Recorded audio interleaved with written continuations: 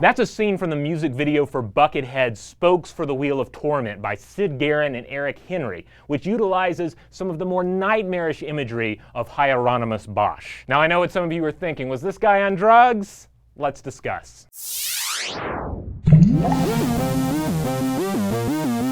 Born in 1450, Hieronymus Bosch was an early and highly influential Netherlandish painter, known for his surrealistic, nightmarish, and cryptic imagery. Even today, his work captivates both the dedicated art critic and the casual observer alike. Most of his work was religious in nature, though he also displayed a keen interest in landscapes, as well as the mundane and grotesque details of medieval peasant life. As such, his most famous works simply explode with fantastic imagery that might seem, especially to casual modern viewers, to emerge from some sort of acid-breached chasm in the human imagination. Now, of course, it's always important to keep the intended audience in mind. While there's no denying Bosch's imagination and skill, he does make use of symbols and existing motifs to communicate morality lessons and Christian narratives. Lessons and narratives that would have resonated more clearly to viewers in a monastery or the private quarters of a lay patron. And all of this is complicated by the fact that we just don't know much about Hieronymus Bosch. His life and the thinking that went into his work is largely lost to us, leaving art historians to endlessly ponder the enigmatic and cryptic nature of his designs. It's also led some to wonder if Bosch's work was the result of psychedelic vision. One of the leading theories here is that Bosch might have experienced ergot poisoning or ergotism at some point in his life, as this ailment was epidemic in the medieval Netherlands. Ergotism is a condition caused by the consumption of toxic compounds produced by the fungus Claviceps purpurea, which infects rye. These compounds are similar to LSD, and in fact the study of ergot led to the discovery of LSD. Given the importance of rye bread at the time and the increased likelihood that a small town might depend on a single baker for all its bread, it ravaged whole towns and forced the 1093 creation of the Order of Hospitallers of St. Anthony to help the afflicted. Humans suffer from two varieties of ergotism. First, there's gangrenous ergotism, which produces limb pain that may cause the extremities to turn black and mummified, causing infected limbs to spontaneously break off at the joints. And then there's convulsive ergotism, characterized by painful seizures, spasms, and convulsions,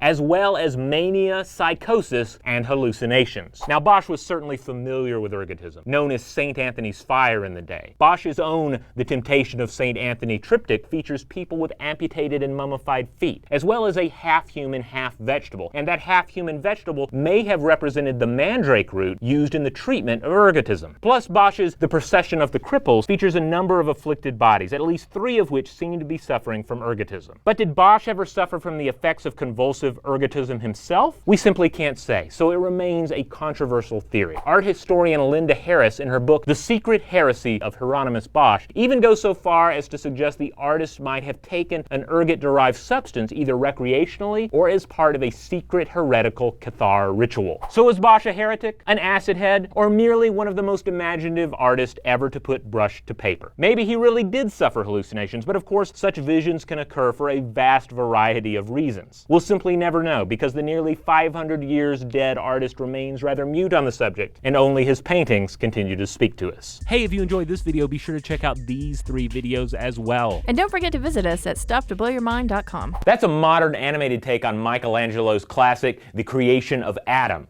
You know, just the story of a bearded god, his clean-shaven creation, and a little finger action. But is there more going on here? Did Michelangelo and others create a veiled message that God is all in our head? Don't Hug Me, I'm Scared from the This Is It collective is in itself fabulously creative and weird. But it brings up the question, what exactly is creativity? So that's a scene from Italian shockmeister Dario Argento's 1996 film, The Stendhal Syndrome. The movie dares to ask the question, can a beautiful painting really make you faint?